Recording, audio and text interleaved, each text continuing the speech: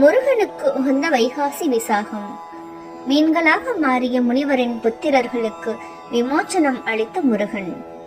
தைரியம், செல்வம் மற்றும் ஞானத்தின் கடவுள் முருகன் என்று அழைக்கப்படும் முருகப்பெருமானின் பிறந்த நாளை வைகாசி விசாகம் என்ற பெயரில் விழாவாக கொண்டாடப்படுகிறது.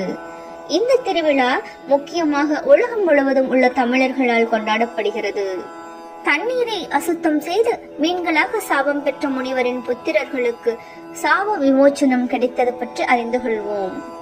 இந்த நாளில் இறைவனுக்கு சிறுபருப்பு பாயாசம், அப்பம், நீர்மோர் முதலியவை நைவேத்தியமாக படைக்கப்படுகிறது.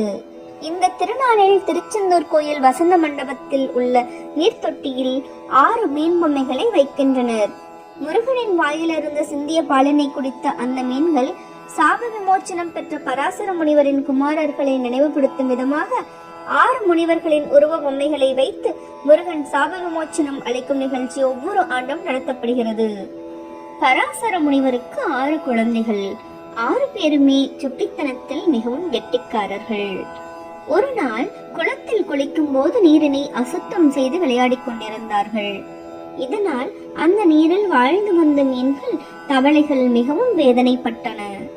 அதனை கண்ட பராசர முனிவர், நீரை இப்படி அசுத்தப்படுத்த கூடாது, சிவபெருமானாக நினைத்த நீரை வழிபட வேண்டும். நீங்கள் நீராடியது போதும், உடனே வெளியே வாருங்கள் என்று கட்டளையிட்டார். அப்பா சொல்லை எந்த பிள்ளைதான் கேட்டிருக்கிறது? 6 பிள்ளைகளும் முனிவரின் சொல்லை கேட்காமல் நீரில் கும்மாளம் போட்டுக் கொண்டிருந்தார்கள். இதனால் பல மீன்கள் இறந்து போயின. அதனை பார்த்த முனிவர் கோபம் கொண்டு குழந்தைகள் 6 பேரையும் மீன்களாக மாறக்கடுவது என்று சாபமிட்டார். உடனே 6 பிள்ளைகளும் 6 மீன்களாக மாறினார்கள். தவறுக்கு வருந்திய அவர்கள் சாப விமோச்சனம் கிடைக்காதா என்று கேட்டதற்கு பார்வதியின் அருளால் விமோச்சனம் கிடைக்கும் என்றார். மீன்களாக மாறிய 6 பேரும் அந்த நீரில் நெடுங்காலம் வாழ்ந்து வந்தனர். ஒரு சமயம் சிவலோகத்தில் பார்வதி தேவி முருகப்பெருமானுக்கு ஞானப்பாலை ஒரு தங்க கிண்ணத்தில் வைத்து ஊட்டும் போது அதிலிருந்து ஒரு சொட்டு பூலோகத்தில் பராசர முனிவரின் குழந்தைகள் மீன்களாக வாழும் குளத்தில் விழுந்தது. அதனை அந்த மீன்கள் பருகியதால் 6 பேரும் முனிவர்களாக மாறினார்கள். 6 முனிவர்களும் சிவபெருமானுக்கு நன்றி செலுத்தும் விதமாக மீண்டும் வழிபட்ட போது, நீங்கள் 6 பேரும் திருச்செந்தூர் சென்று தவம் செய்யுங்கள், அங்கு முருகக் கடவுள் அருள் புரிவார் என்று அசரீரி ஒலித்தது. அதன்படி அனைவரும் திருச்செந்தூர் சென்று தவம் மேற்கொண்டனர்.